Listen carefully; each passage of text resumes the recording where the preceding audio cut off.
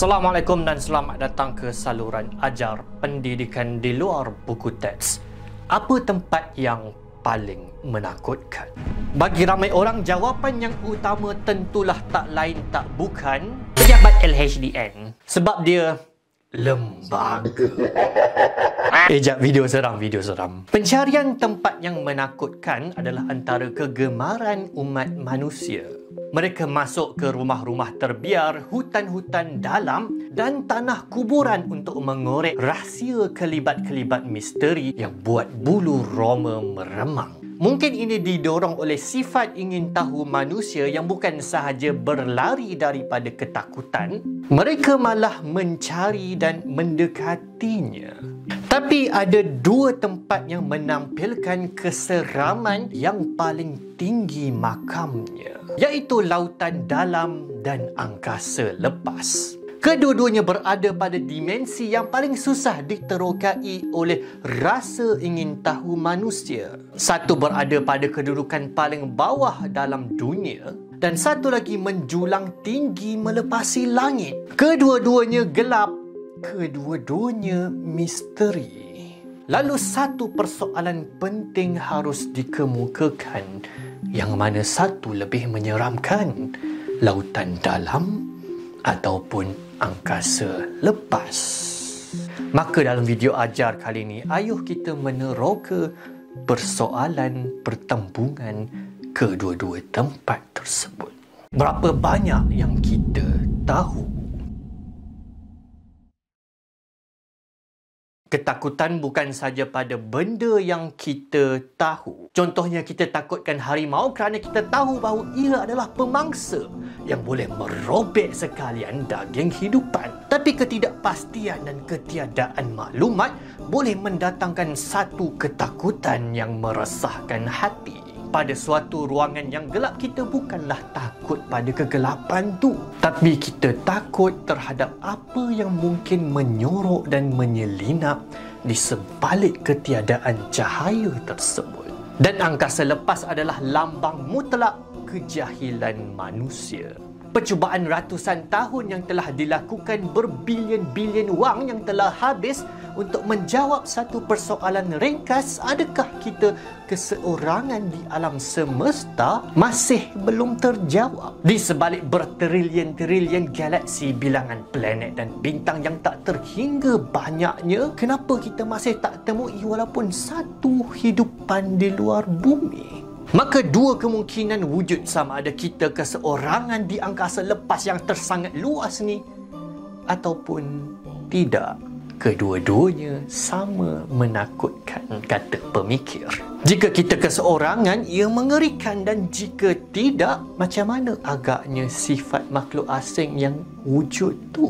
Adakah mereka berbahaya, dan bagaimana jika kita terpaksa bertembung dengan mereka suatu hari nanti? Tapi kalau angkasa lepas tampaknya macam kosong, lautan dalam sangat-sangat berbeza kesnya.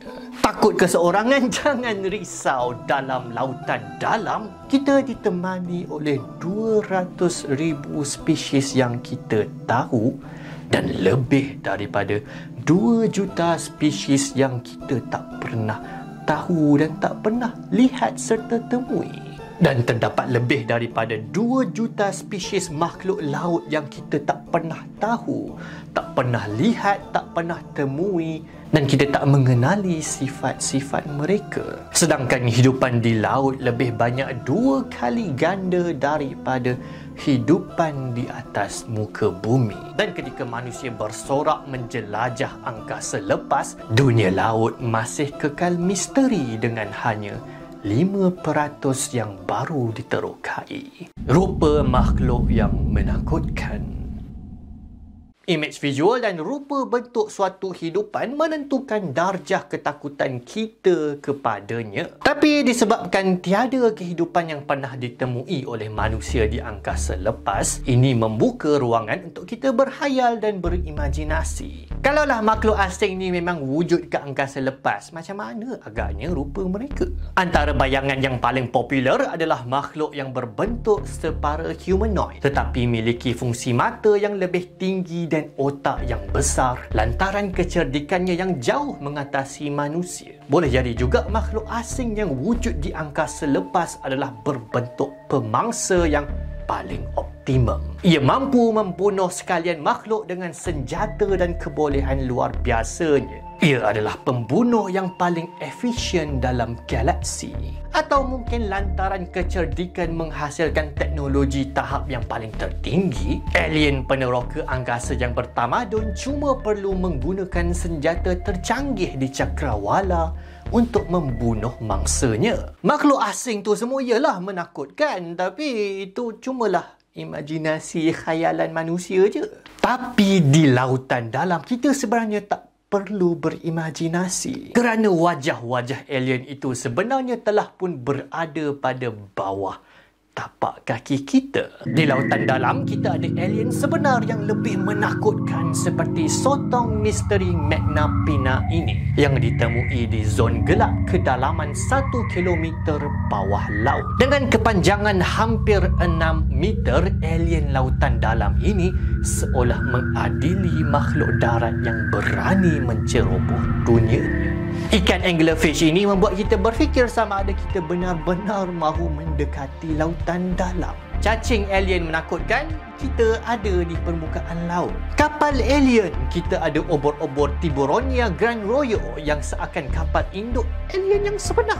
Dan ada labah-labah lautan dalam. Saya tak payah bagi tahulah menakutkan macam mana, anda tengok sendiri.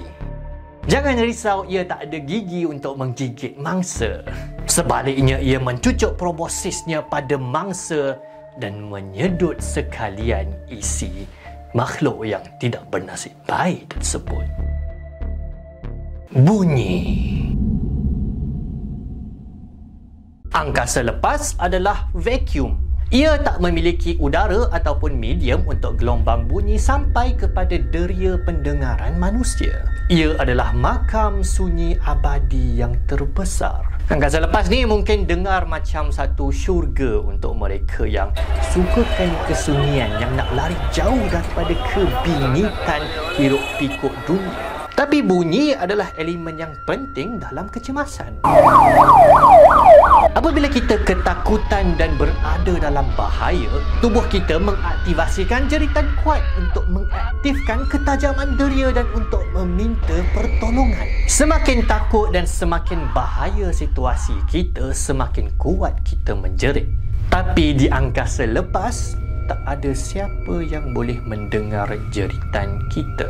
Tiada gelombang bunyi yang boleh sampai kita keseorangan menghadapi ketakutan dan kebahayaan. Kisahnya sangat berbeza dengan lautan kerana macam-macam bunyi boleh didengari dan sebahagiannya menerobos masuk ke dalam mimpi ngeri kita. Seperti tangisan seakan jeritan anak kecil paus beluga ini. Ataupun bunyi upsweep misteri yang begitu tinggi sampai dapat didengari di keseluruhan lautan Pasifik.